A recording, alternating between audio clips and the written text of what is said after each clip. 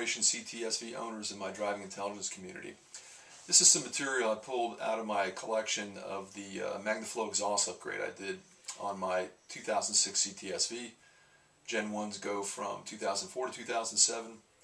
There's a modest upgrade in performance, and the sound is quite good. You hear it a little bit more in the cabin, but it's not bad, it's not overbearing, and at highway speeds you hardly hear it. When you get on the throttle, you're going to hear it, and so will everybody else. It's got a nice tone to it, it's not raspy, and I've got some clips that you'll see shortly, but it is a nice upgrade, and it's an easy bolt-in. Thanks for watching. The stock exhaust is a one-piece unit, and it's installed in such a way that it's not difficult to get out once you get the vehicle jacked up. There's no suspension components or anything else that's below it that have to be removed to get it out. Magnaflow packs their exhaust equipment very nicely. It's polished so it doesn't get scratched.